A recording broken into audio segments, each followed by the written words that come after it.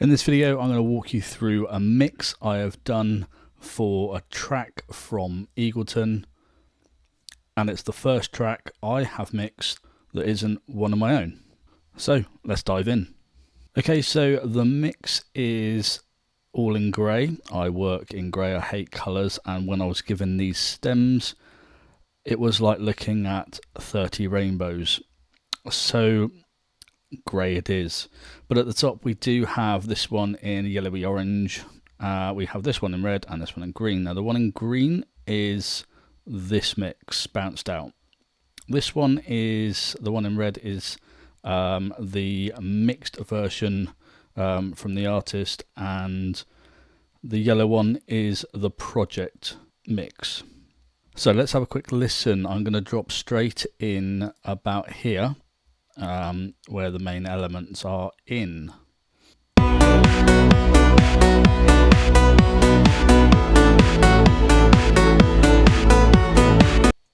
Now initially that sounds pretty good. It needs a bit of a boost in volume, obviously, and it needs some shaping, but initially that sounds good. Now where things go a little bit wrong, I believe, is in the mix. Take a listen to exactly the same area.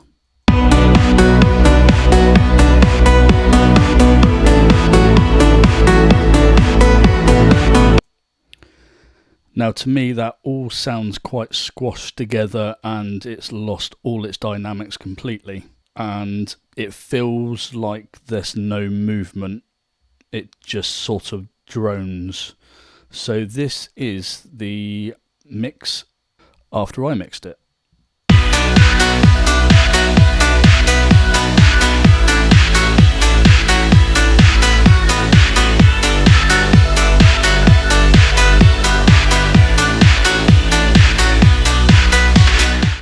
So now we're hearing the low end properly. You can actually hear it. It's not muffled by any of the mids and stuff and the layering of the lead.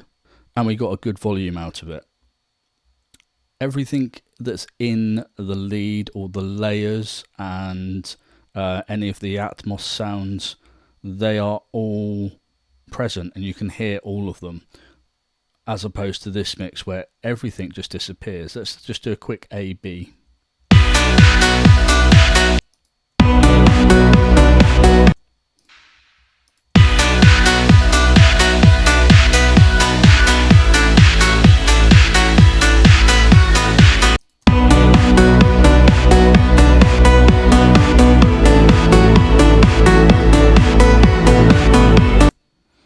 And this really notices when you go from about here.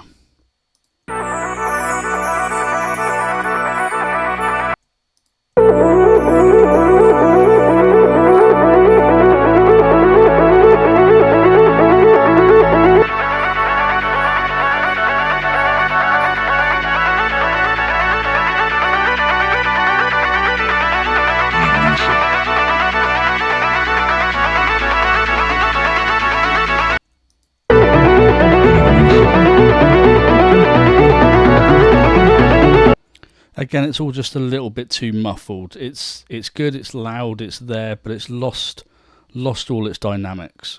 So my version, let's have a run through and show you what I did. I'll get to the mix bus at the end, but to start with, I always find the kick and separate that out. It has its own bus, and it's also on the kick bass bus, so that anything in the bass I can work on right next to the kick. And when it comes to the sub bass, I want that quite close to the kick anyway. And in this case, the bass, it does have another layer in there somewhere, and I couldn't work out where it come from. So these have been EQ'd slightly differently, I think, to what they probably were in the project. But first of all, on the kick and bass bus, all quite simple. Just an EQ, chopping some of the end off that we don't really need when we're mixing. We do have quite a hard limiter here as well, because there was an issue with the bass and it was just warbling all over the place. It was just out of control. So I've tamed it the best way I can.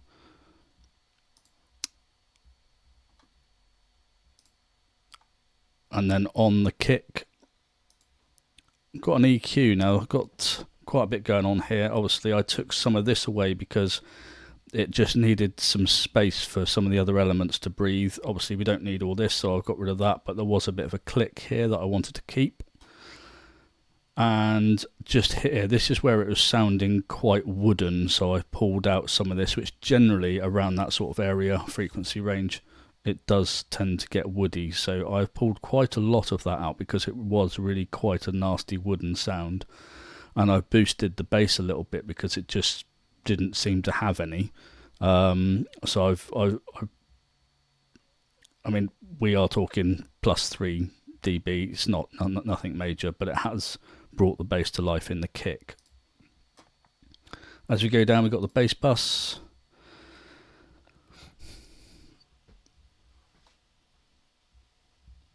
And on the bass bus, we have another EQ, obviously.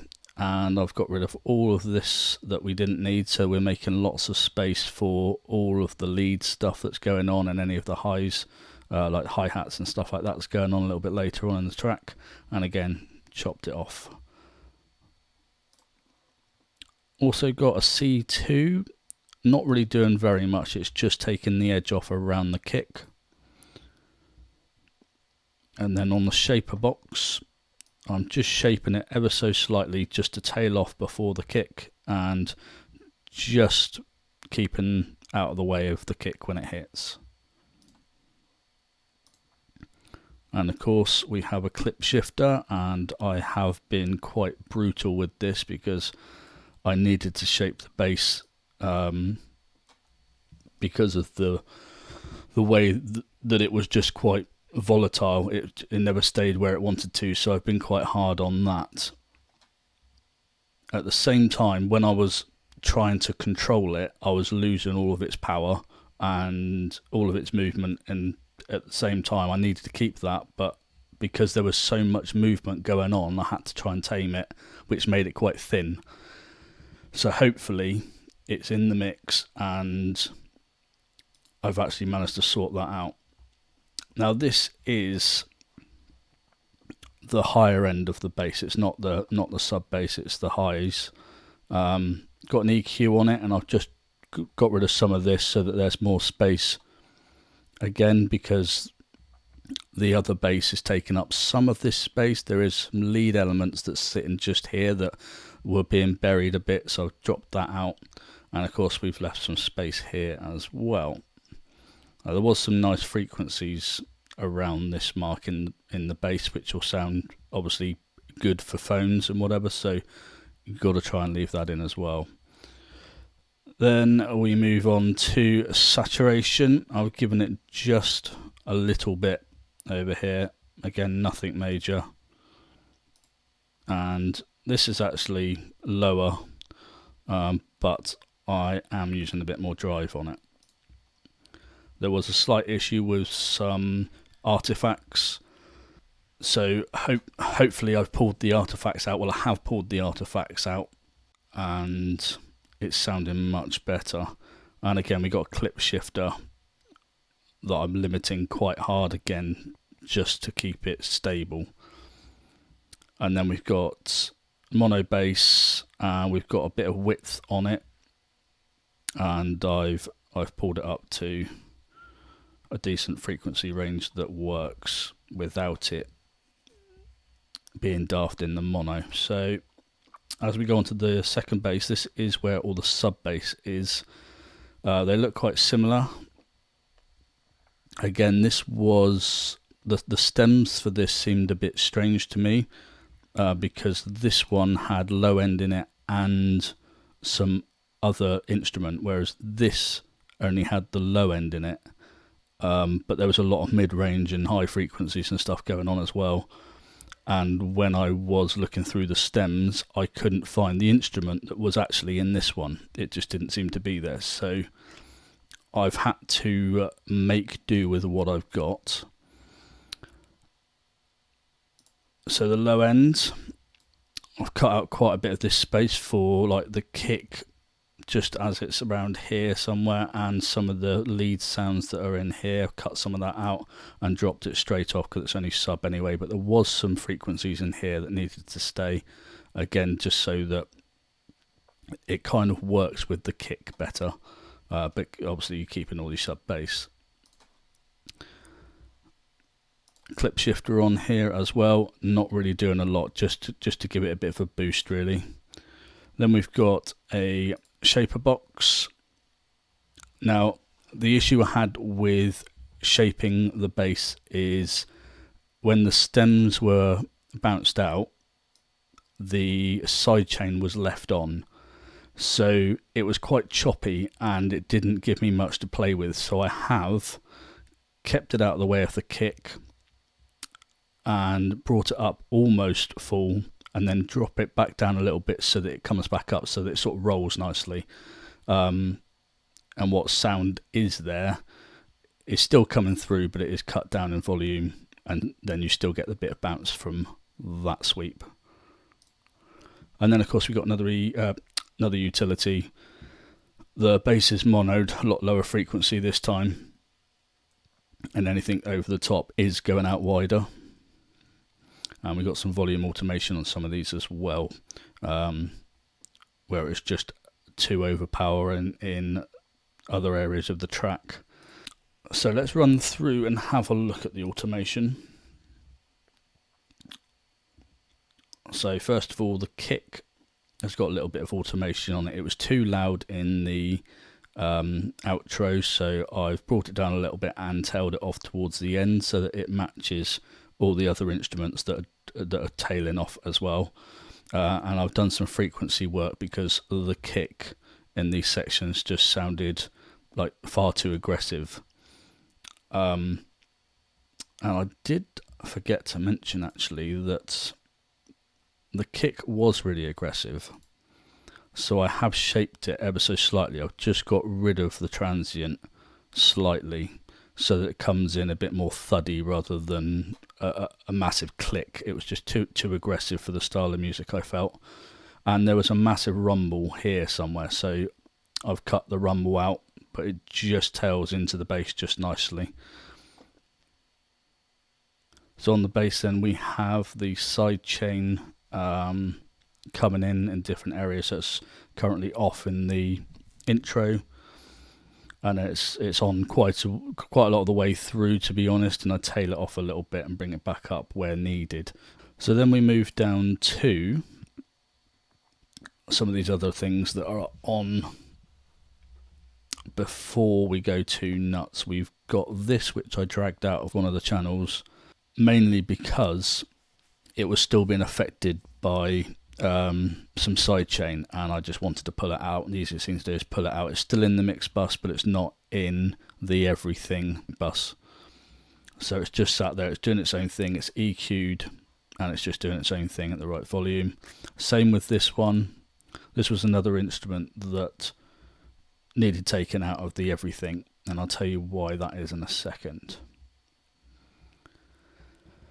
So the everything bus, basically, if it's not bass and it's not kick and it's not elements that don't need any sidechain in, it goes in here. Not much on the bus itself. We've just got basic EQ, and I've just chopped it, as you can see. And then we've got a clip shifter just to drag everything up a little bit. And then we've got a shaper. Now this is where it gets a little bit interesting. So obviously I'm keeping some space here for the kick. So the lead, the hats, everything is going to be on this. And then you've got the rest of that space, but it tails off a little bit. And then just before the kick comes back in again, there's a few milliseconds there of space so that the kick is more prominent in the mix. So the lead bus then, there is a lot of lead stuff going on here. There's lots of layers, and to be honest, I thought I'd never be able to do anything with all of these layers. there is a lot of them, and frequency wise they all sort of overlap each other. Some sit nicely with each other with a bit of EQ. Some of them needed like shaping to keep out of the way of the others. I still feel that it's a little too much, too many layers, especially as some of them sound pretty much the same but at a different frequency level. So then you get weird phasing stuff going on.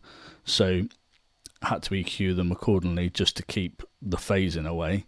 But apart from that, I did manage to get quite a good sound from all these layers, which actually surprised me because I don't normally do so many layers myself. So main EQ, nothing special. Bit of a curve, and we've got another bit of side chaining. Again, nothing special, it's just a little bit extra on the end for the lead.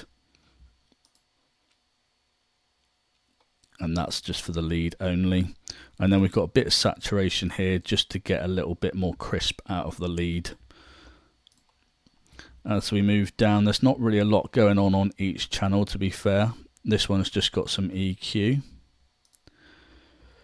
Obviously I brought some down on a shelf and then cut it off at the 130-ish area.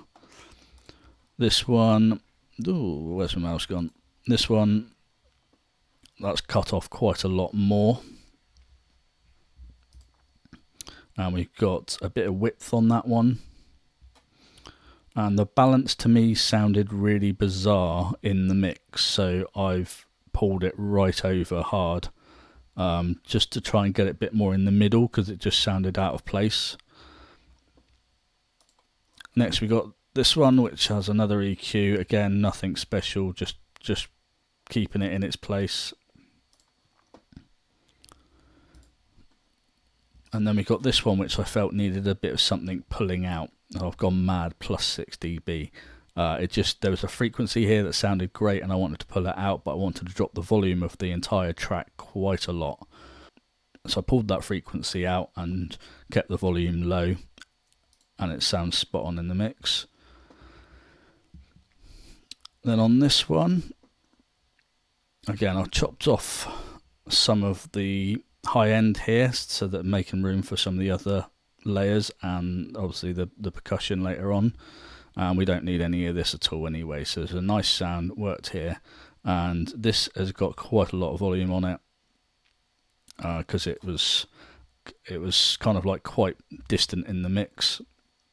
So I brought it forward a little bit more, and because of all the other EQs, it's sort of bringing it back out. Again, nothing special here, pretty much the same sort of EQ, a little bit higher up the frequency range. On this one we have pretty much the same thing again, and as you can see, this is slightly different placement in the mix, so it's not getting in the way of anything else, so that was quite good. Then we've got this one, which is actually the reverb, so I've just chucked some of this off. There was lots of rumble in here, so we've kept that, and it's very quiet in the mix. I got a little bit bored with all the leads. I thought there was quite a lot of leads and I couldn't remember which one I'd got to, so I just called it lead 999 because why not? Again, we've opened up a lot more space here. There wasn't really, it was only this area that I needed, so it's quite a small frequency range, but I pulled out exactly what I needed from it. And then this one, pretty much the same thing. I think it's probably in a little bit more from this end. I don't think there was much, no, not much in automation apart from a side chain. So the shaper box is on here, as you can see, and it's taken out. Luckily this track didn't have any double kicks in it or anything, so I could just slap that on rather than using a compressor, which I like shaper box. It's a good view for just shaping stuff, so if I can use it I will. Now we get down to the group that is called group, which is basically just risers and effects and stuff. I was lazy and didn't label it. These are basically white noise, little risery type noises and stuff, so there isn't really much going on here.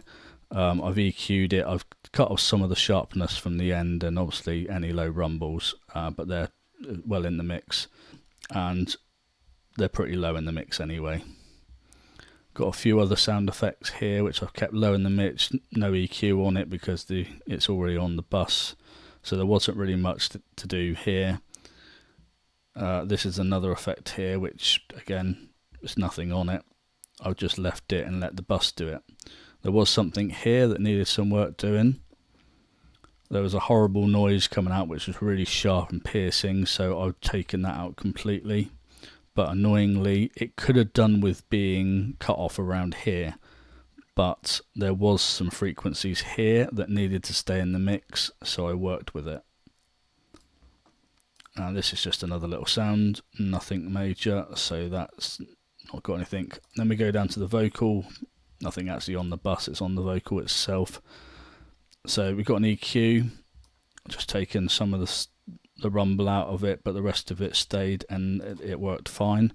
I did add some reverb because I felt it was extremely dry, so it does have a bit of reverb now, which makes it sit back in the mix more, and I can give it a bit more volume to make it shine just a little bit more in the mix because it was sort of buried a bit. So I brought the volume up and given it some reverb just to set it back in the mix a little bit. Drum wise, this is basically just a snare. I've given this a little bit of reverb as well because it was just so snappy and dry, and put an EQ on it where it needs to be.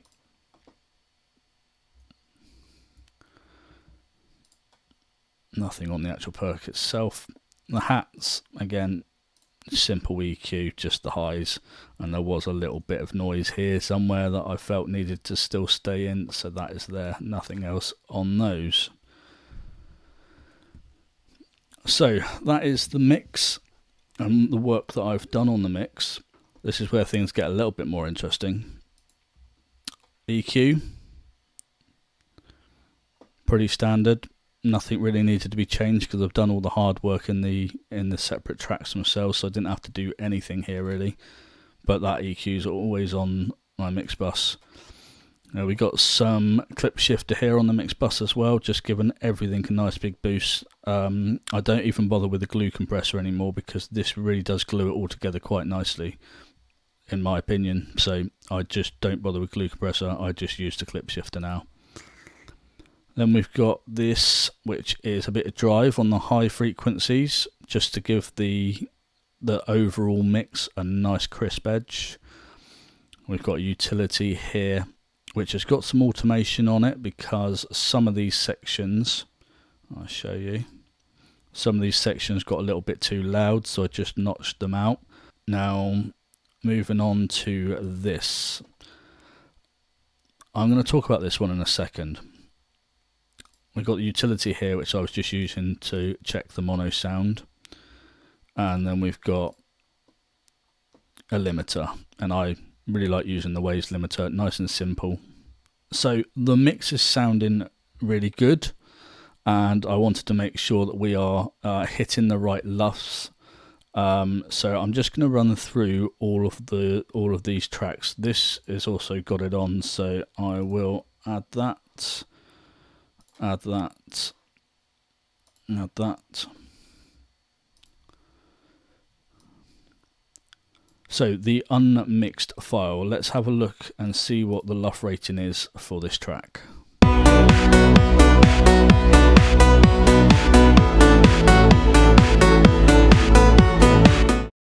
So minus 13, that's fine, it's great headroom. Perfect for mixing with really. I try and keep my tracks around minus 10 before I go into mixing it, but minus 13 is good. So this one is the one that was mixed by the artist. Let's have a look, see what this one's like.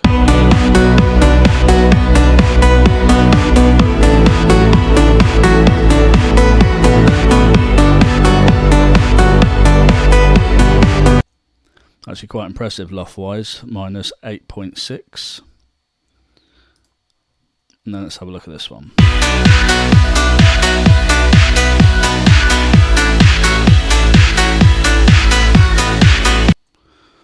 So my mix overall is a -9 LUFS.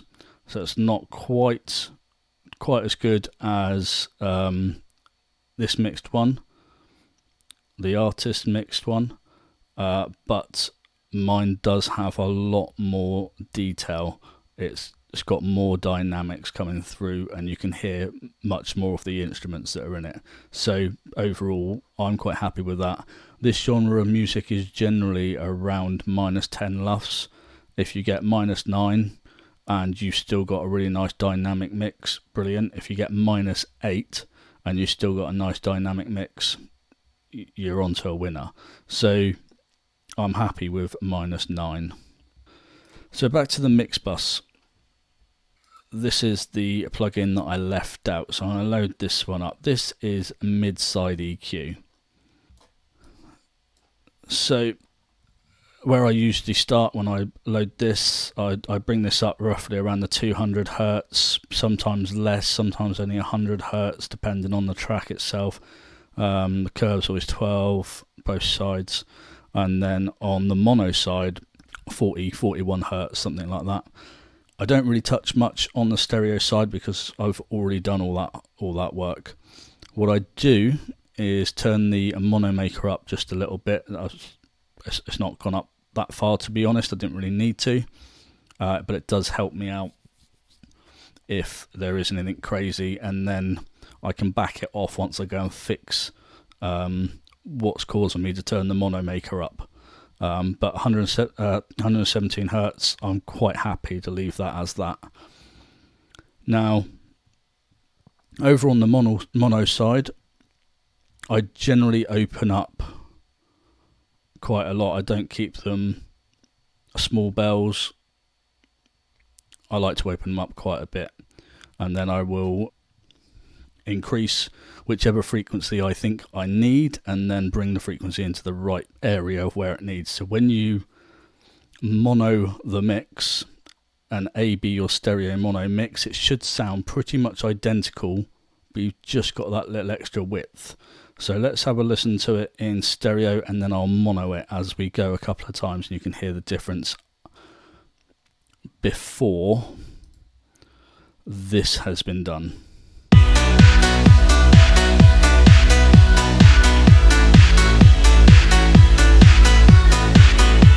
There's quite a lot disappears there in the mono, isn't there?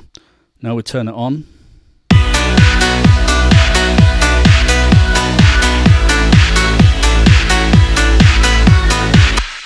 Nothing disappears, but it definitely turns mono. You've just lost the width, but everything stays the same and the level stays the same. And that's what you're doing on this mono side. So once I've done that, I just double check. Well, I've turned mono off clearly, and double check back over to here.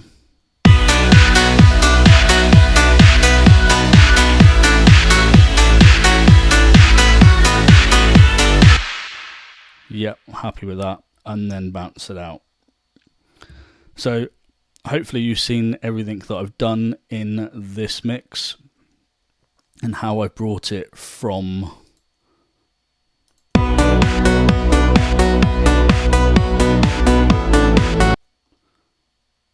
to this.